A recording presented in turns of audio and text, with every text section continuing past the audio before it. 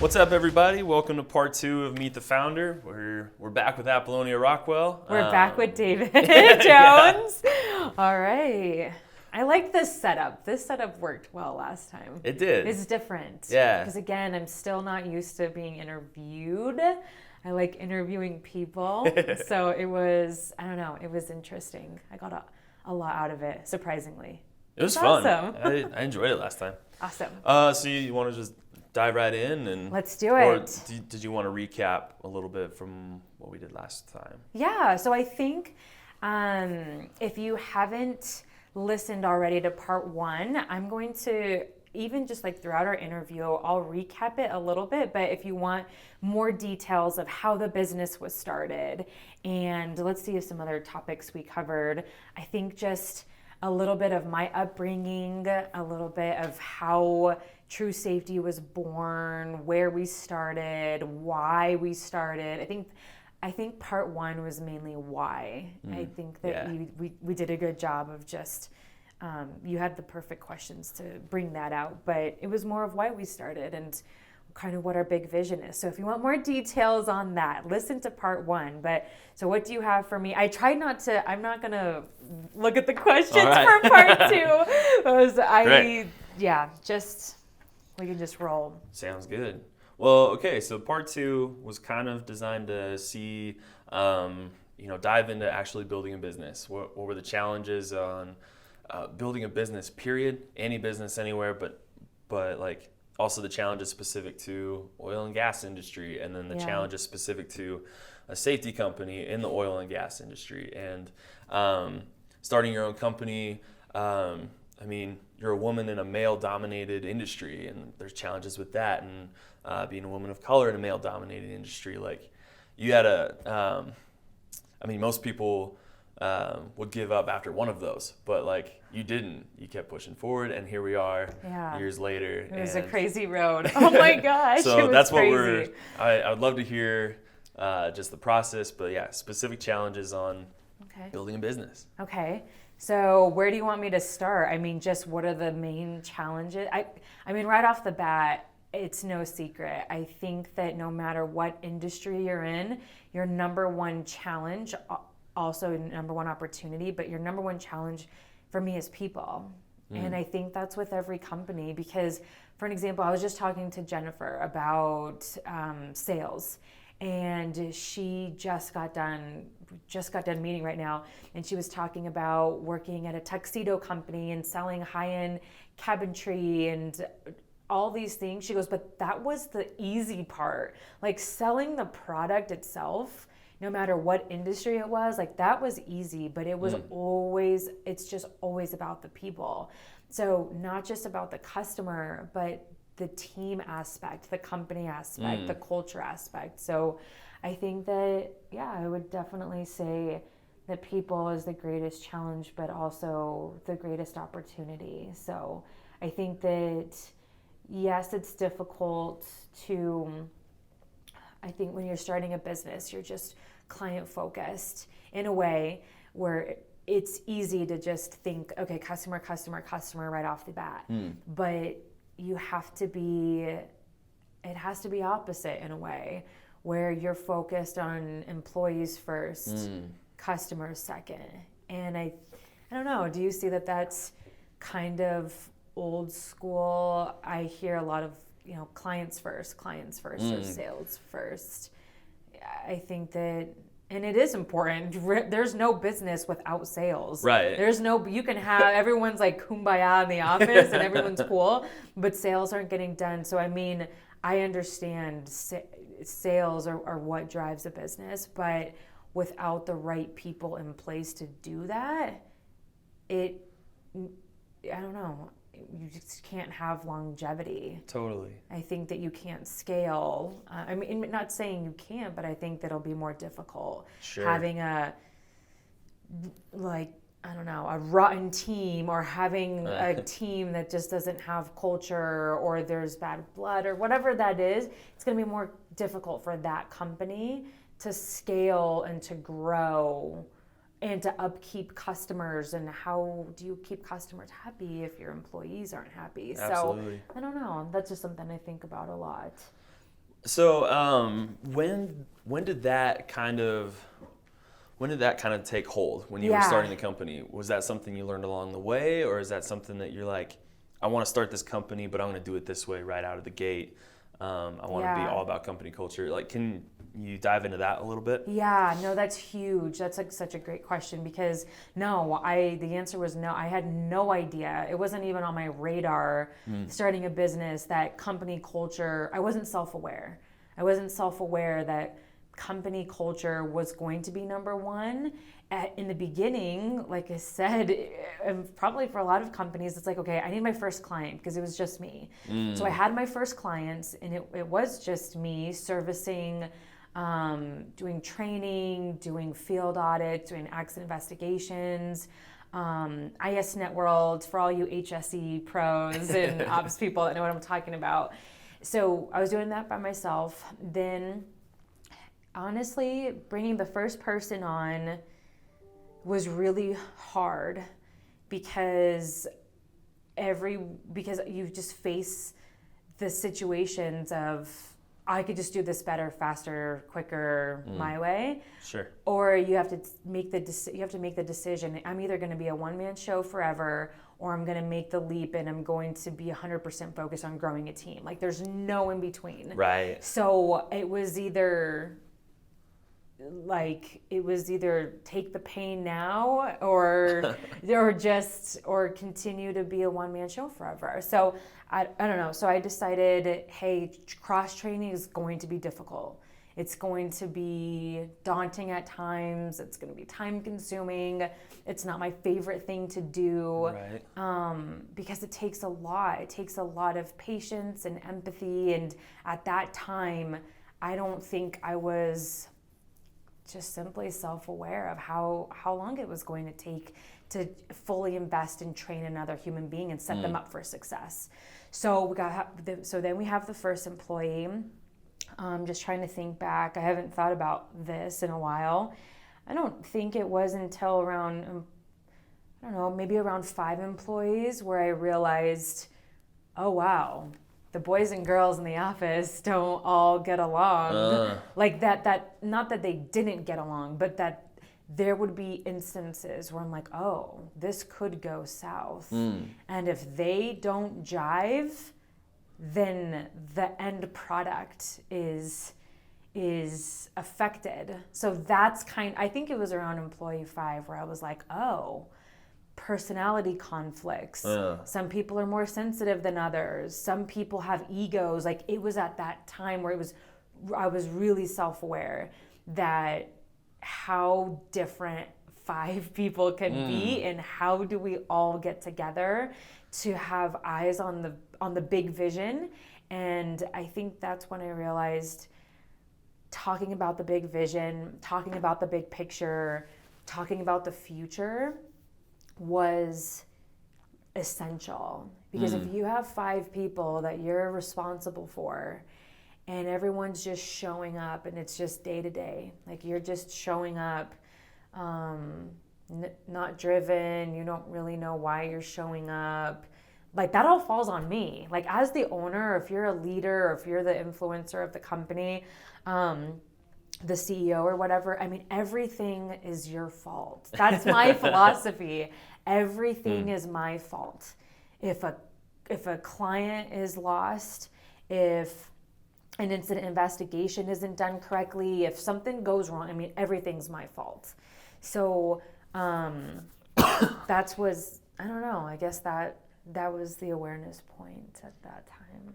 So it hit you pretty early, right? You said employee 5. So as soon as things kind of get some traction, you're like, oh, this is something we need to take care of. Yeah. What did that conversation look like? How did you go from, oh, we could be going south here soon if this doesn't get fixed? How did you fix that? Yeah, so good question. I mean, it was through communication. Like it's really as simple and as hard as that. It's communication. So for an example, if we had a team member that's not getting along with everybody in the office, I think it's really easy as humans to just turn the other way or to just think, hey, like this is going to solve itself, right? Like somebody else is going to take care of this or that person's going to be self-aware.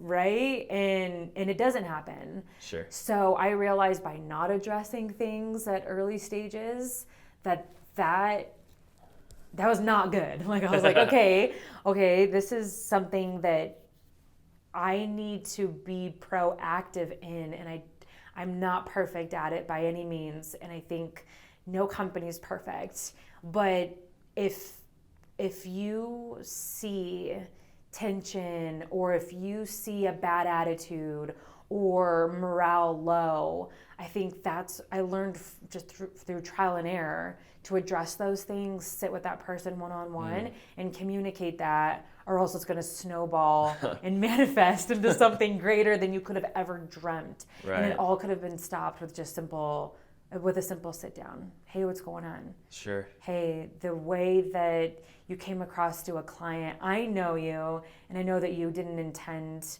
to come off rude or what. Right. But this is how the customer felt, and this is what we need to do to correct it. I think that one of my biggest flaws today, and it was even worse in the beginning, was not being confrontation. I'm not a confrontational person. And so when somebody would mess up, or if somebody would like have a bad encounter with the customer calls me and they're like, hey, so and so sucks, or they messed up in this way, I feel that I'm, again, like not great at it now, but I just was so afraid of hurting people's feelings. And I was afraid if somebody wasn't performing, I didn't know in the beginning how to motivate that person. I didn't know how to sit down and say, hey, you need to step it up. Like, that's just something that you learn over time. But in the beginning, it was just really hard. I'm sure plenty of other leadership out there would agree with you, and I'm sure you're not the only one that. Yeah, that sounds. I've heard people say that before. Yeah. Not wanting to hurt people's feelings, it really hurts you as the leader more than it hurts them. If you don't communicate it, or if you don't bring something to someone's attention about their behavior, you're hurting them in the long run, is what I have to realize. And that doesn't mean you have to come at it being a jerk or being any other type of way, but avoiding confrontation is just going to backfire. It's interesting hearing this side of things, because I mean, from what it sounds like, that's how you run, or that's how you treat clients too. I mean, that's what true safety is about, right? Yeah. Like, not avoiding the conversation about safety out in the field. That's such a good connection. Your whole goal is to change safety culture, right? Like for your clients. So why not address the culture in your own company too? It's interesting hearing those two. I mean, we talked a lot about that last time, but hearing that contrast with how you look at your own company and how you look at your own team. Absolutely. Like not wanting to speak up for our clients, seeing a culture of sometimes of fear.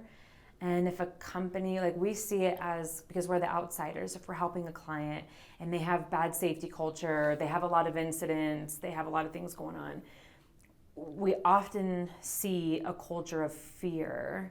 And so you're right. I mean, we're able to go in and break that down, and we have a fresh set of eyes. We're like third party coming in, and we're like, hey, people are afraid to speak up. They're afraid to say, hey, I'm not comfortable doing this job. But it's those moments of I don't know,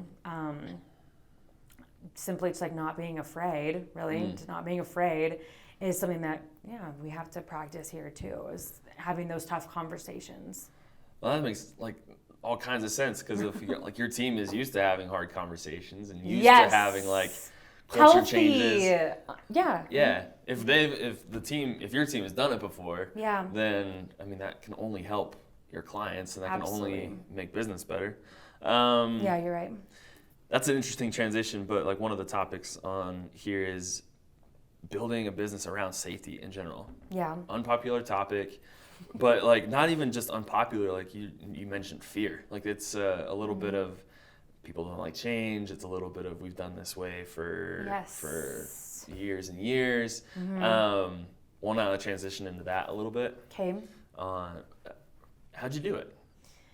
So it's so interesting how you're connecting our culture to sometimes our clients' cultures and how we influence and make an impact. But so I mean, I guess do you have like more granular question, or like what do you mean? Like what do you want to get out of that? Like how does True Safety exist? Like how do you guys make money? Because you picked something to your product is something that, like you said, is unpopular. Yeah, but there's that like. So how does it exist? That's a tall order to make a whole business around. I mean, you're so passionate about it, so it makes sense. Yeah. And if you hadn't listened to the first episode, Apolonia talks a lot about how passionate she is about safety and all of that, and True Safety kind of came out of that. But sales is hard enough as it is. Culture is hard enough as it is. How did you make a business that was certain? So deep an unpopular topic. Yeah, no, I see what you're saying now. So I think that the reason why we're successful is because I truly, truly believe this, is because we're innovative. So what I mean by that is I don't think we would be where we're at today if I took a business model that I saw working around me at that time, so like 5 years ago or 7 years ago, starting just like in the safety world and industry, if we would have just copied safety training and safety services, and if we just would have mimicked what was already happening, we wouldn't have experienced the growth that we're at now. And so how we existed is, like it is tough. Like training needed, it all needed to be revamped in my eyes. I guess that's just my perspective. Is training around me, I saw that it was a need, like it's OSHA mandated, so that's helpful. Yeah. But if we just would have kept doing the same thing over and over, we wouldn't be where, we wouldn't be where we're at today. So it was taking an industry that I was really passionate about, and more passionate about the people than I was the product, and figuring out what they wanted and needed from me. So I knew that people needed hands-on training. People needed safety. Companies needed a safety team that cared about the people and didn't. I see it still to this day. And these people, these people are not.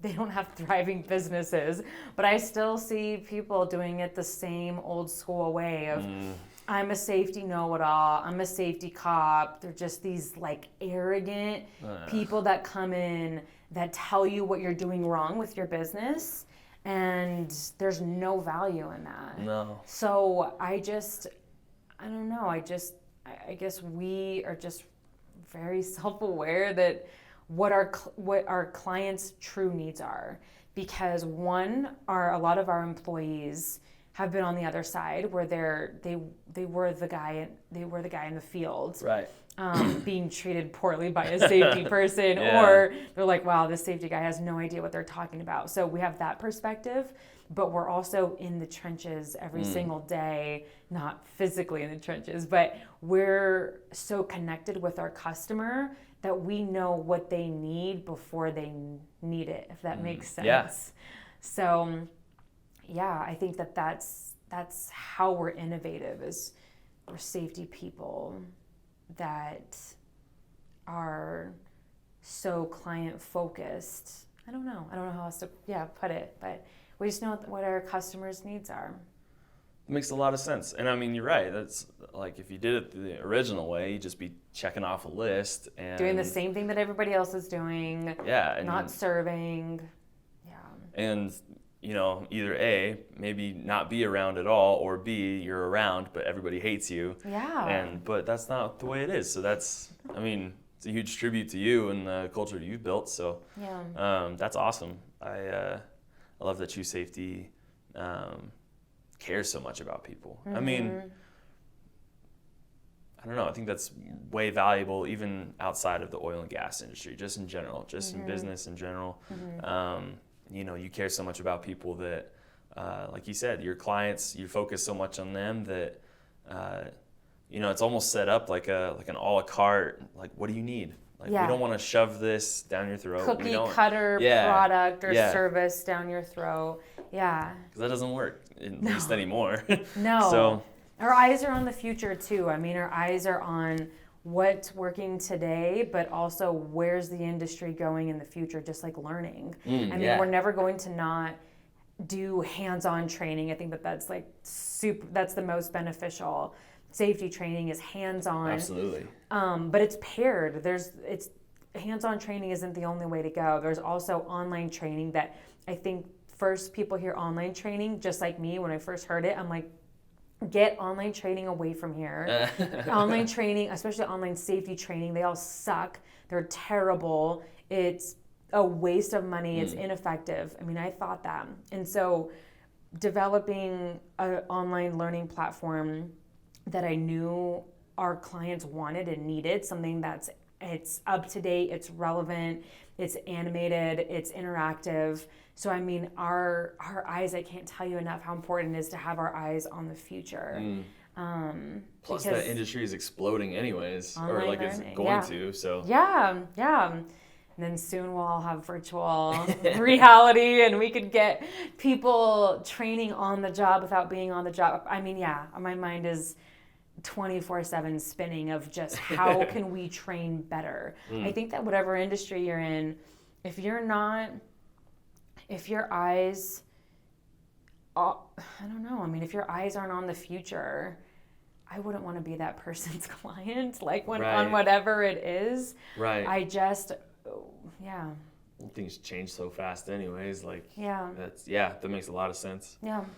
Are you proud of True Safety? Yeah.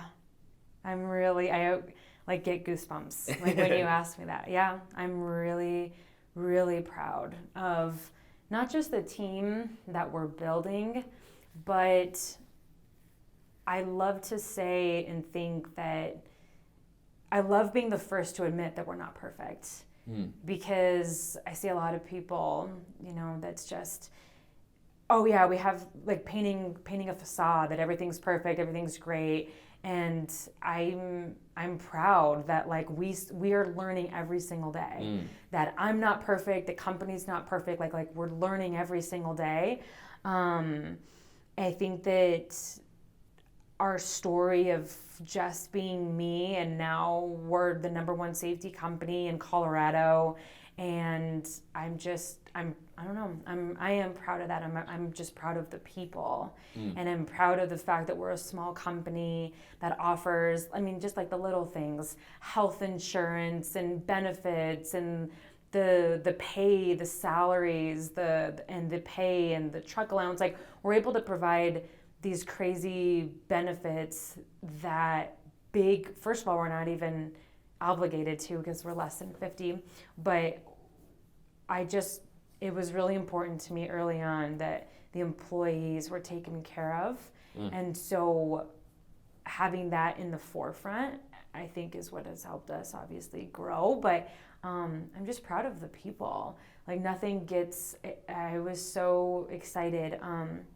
I was at our Christmas party, and I just had so many people coming up to me. It was like a moment that I'll just never forget, is people coming up to me one-on-one and just super emotional. A lot of the team are guys, but to see just grown adults just like show their appreciation for what we've done to their lives, what True Safety has done for their lives, their personal lives, their financial situation, being able to provide a lifestyle for somebody and take them from here to here, I think like that's the ultimate feeling. There was nothing there. Yeah, there was like no greater high than just that adrenaline and just hearing how much we've made an impact on our own employees, I think is what's, I don't know, it's an ultimate feeling. It was great.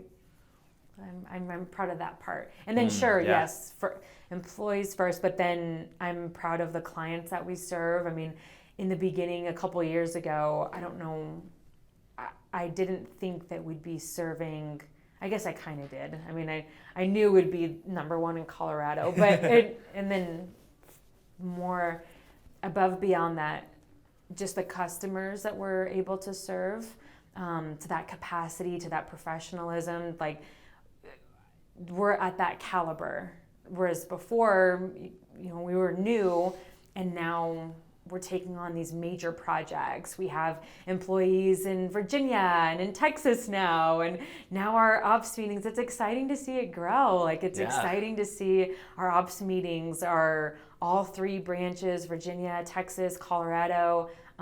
That's growing, that's exciting. So like I'm really proud of that. It's exciting to me for sure. Yeah, that's huge. That's a big accomplishment for sure. Our virtual ops meetings. It's interesting for sure. It's fun. Well, that might be all the time we have. So thanks for coming back for part 2. Yes, thank you everyone for listening, and feel free to drop in questions, email us. The next episodes coming out, we'll be able to address them. So I appreciate it, and we'll talk to you soon.